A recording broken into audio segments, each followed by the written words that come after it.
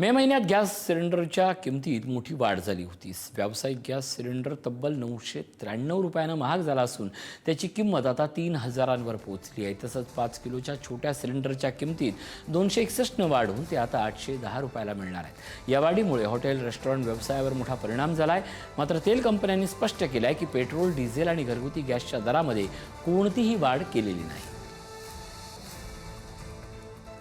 सरकारकडून कमर्शियल गॅसचे जे भाव आहेत ते सध्या आता वाढवताना पाहायला मिळते।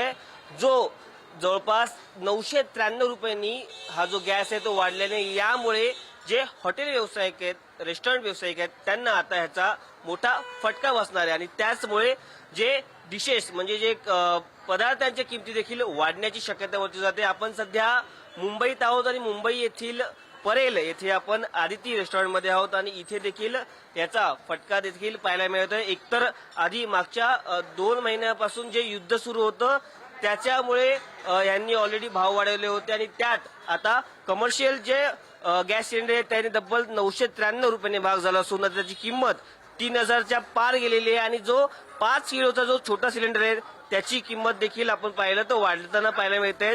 261 रुपयांनी तो वाढलेला आहे आणि त्याची किंमत देखील 810 रुपयांनी झालेली आहे।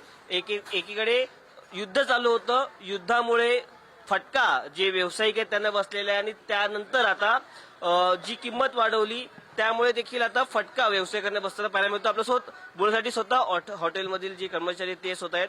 सर, काय सांगाल? एकीकडे युद्ध चालू झालं होतं त्यामुळे लॉसमध्ये होता तुम्ही आणि आता चक्क हॉटेलमध्ये जे सिलेंडर प्रोवाइड केले जाते कमर्शियल सिलेंडर त्याचे देखील भाव वाढताना पाहायला मिळतोय। देखिए, अभी ऑलरेडी देश का माहौल थोड़ा खराब चल रहा है। ऑलरेडी और एक प्रॉब्लम क्या चाहिए बोले तो एक प्लास्टिक का, नहीं तो जो भी पूरा आइटम का रेट बढ़ गया है, गैस का जो भी है। इसकी वजह से हम लोग क्या अभी जो भी है हम लोग का पहले का रेट है वही चल रहा है। अभी रेट बढ़ा है नहीं। हम लोग अभी 1-2 महीने के बाद हम लोग को भी बढ़ा पड़ा, क्योंकि हम लोग देखो मिडिल क्लास लोग हैं।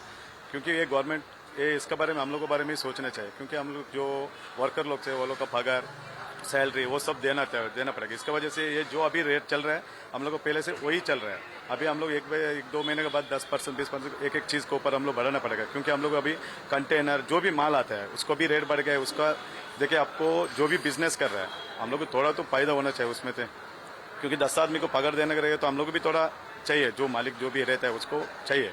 इसकी वजह से अभी हम लोग सोच रहे हैं अभी अगला महीना हम लोग भी रेट उसका बढ़ाने वाला है, क्योंकि ये अभी गवर्नमेंट भी इसके बारे में सोचना पड़ेगा।